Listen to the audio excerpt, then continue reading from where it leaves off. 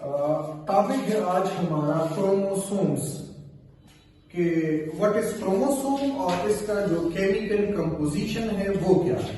So chromo mean colour and soma mean body यानी colour body. इसे colour bodies इसलिए कहते हैं कि ड्यूरिंग ऑब्जर्वेशन इसकी थोड़ा बहुत कलर भी नजर आता है and it retain the colour, और ये कलर रिटेन कर सकता है treated with chemicals. So that is why they are called chromosomes. First time it was observed by a German biochemist whose name was Fleming in 1882. उन्होंने first time chromosomes की observation की, but the name chromosome was given by Waldeyer. Waldeyer इसको chromosomes का नाम दे चुके हैं।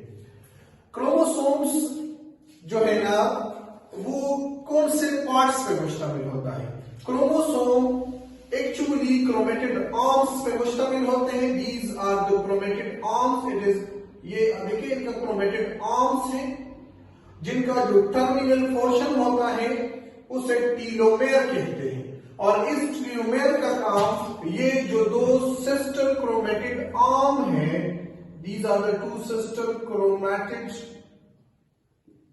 Arms, इन दो सिस्टर क्रोमेटिड आर्म्स को एक दूसरे से जॉइंट होने से बचाना है ताकि ये एक दूसरे से जॉइंट न हो जाए।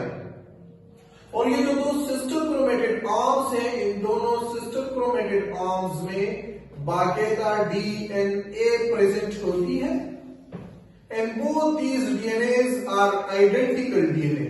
ये जो दोनों डीएनए होते हैं इनमें ये आइडेंटिकल डीएनए होते हैं, एक जैसे डीएनए होते हैं। सो ये टीलोमेयर रीजन है। ये जो क्रोमेटिड आर्म जिस पॉइंट पे एक दूसरे से अटैच होते हैं इसे सेंट्रोमेयर कहा जाता है। Centromere is the region by which the chromatid arms attach to each other. While इसी सेंट्रोमेयर को यहाँ पे प्रोटीन्स अटैच होते हैं which is known as kinetochore, and that kinetochore को स्पिंडल फाइबर्स अटैच होते हैं ड्यूरिंग माइटोसिस और मियोसिस। जब सेल ने डिविजन्स करनी होती है तो काइनेटोकोर रीजन्स को, kinetochore is actually the protein which is attached to the centromere region. इस सेंट्रोमेयर रीजन्स पे काइनेटोकोर रीजन होता है जिसको अटैच होता है spindle fibre during cell division, and these are the chromatid arms. वैसे जितने भी बॉडीज के अंदर जो क्रोमोसोम्स होते हैं इनमें से एक पेयर ऐसी भी होती है जिसमें सेकेंडरी कंस्ट्रक्शन प्रेजेंट होते हैं। सेंट्रोमेयर को प्राइमरी कंस्ट्रक्शन भी कहा जाता है। ये जो सेकेंडरी कंस्ट्रक्शन रीजन है ये वाला, ये it is also called nuclear organiser region. इस सेकेंडरी कंस्ट्रक्शन का मेन काम ये होता है कि ये सेल के लिए न्यूक्लियोलस बना लेता है। It make the nucleolus for the cell. Cell के न्यूक्लियस में जो न्यूक्लियोलस बनती है वो न्यूक्लियोलस एक्चुअली सेकेंडरी कंस्ट्रक्शन से बनता है, और ये जो न्यूक्लियोलस है इन्होंने फ्यूचर में राइबोसोम बनाना होता है सेल के लिए। राइबोसोम यानी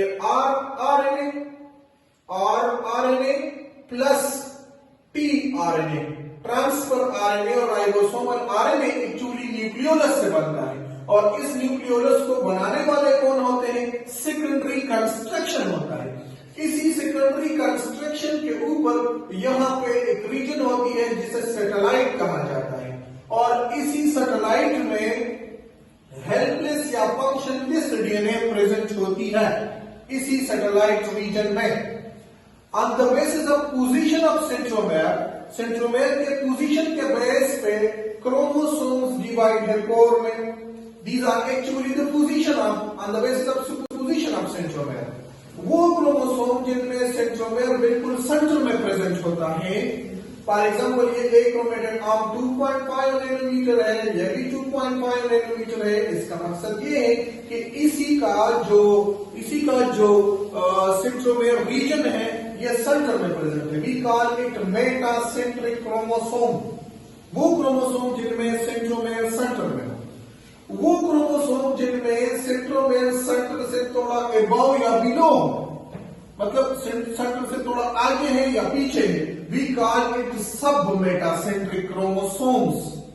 और अगर क्रोमोसोम में सेंट्रोमेयर टर्मिनल पॉइंट से थोड़ा नीचे है, just below the terminal point, we call it acrocentric chromosome, just below the terminal point. और अगर टर्मिनल पॉइंट पे प्रेजेंट है तो we call it telocentric chromosome.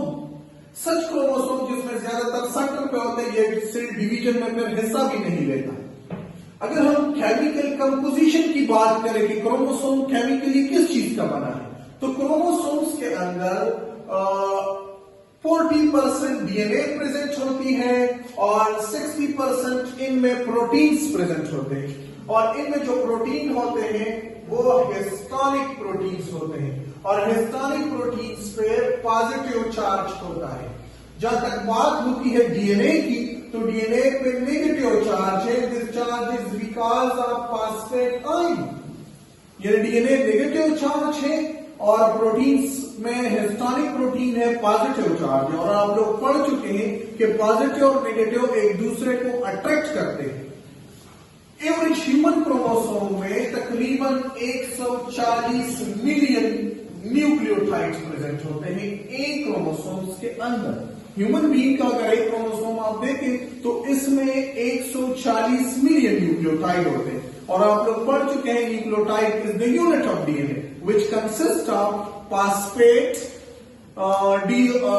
Deoxyribose and nitrogenous base. ये तीनों मिलकर एक न्यूक्लियोटाइड बनाता है। और इस तरह 140 मिलियन न्यूक्लियोटाइड पर ह्यूमन क्रोमोसोम्स प्रेजेंट होते हैं। यूनिट ऑफ क्रोमोसोम्स क्या है? Nucleosome is the unit of chromosome. Nucleosome is the unit of chromosome. No, nucleosome किस चीज का बना होता है? न्यूक्लियोसोम दो चीजों से मिलकर बनता है। डीएनए, डीएनए के कितने न्यूक्लियोटाइड? एक न्यूक्लियोसोम में 200 न्यूक्लियोटाइड्स प्रेजेंट होंगे। जबकि हिस्टोनिक प्रोटीन्स जो है ना, एक्चुअली 5 मुख्तलिफ किस्म के हिस्टोनिक प्रोटीन्स होते हैं। Histrionic protein 1, histrionic protein 2A, histrionic protein 2B, histrionic protein 3 and histrionic protein 4। अब किसी भी न्यूक्लियोसोम में ये जो लास्ट वाले 4 है, हिस्टोनिक प्रोटीन 2A के दो, हिस्टोनिक प्रोटीन 2B के दो, हिस्टोनिक प्रोटीन 3 के दो, हिस्टोनिक प्रोटीन 4 के दो, टोटल 8 हिस्टोनिक प्रोटीन्स होंगे जो इस तरह मैनेज होते हैं। और इसके अंदर डीएनए के 200 न्यूक्लियोटाइड कायल होते हैं। इसके लिए 200 न्यूक्लियोटाइड। ये एक न्यूक्लियोसोम है। अब ये एक न्यूक्लियोसोम, ये 2 न्यूक्लियोसोम, ये 8 तो हो गए। एक रहता है हिस्टोनिक प्रोटीन 1। ये इन दोनों बीड्स को आपस में मिलाएगा, यानी ये लिंकर प्रोटीन है। ये इन्हीं बीड को, इन्हीं न्यूक्लियोसोम्स को आपस में मिलाते हैं। अब ये न्यूक्लियोसोम आपस में ज्वाइन जब होती है तो इनका नॉर्मल साइज जो है ना, वो तकरीबन 30 नैनोमीटर तक जाता है जब इनकी कायलिंग होती है। और फिर इनकी सुपर कायलिंग होती है और इनमें 2 रीजन्स बनते हैं, यूक्रोमेटीन्स एंड हेटेरोक्रोमेटीन।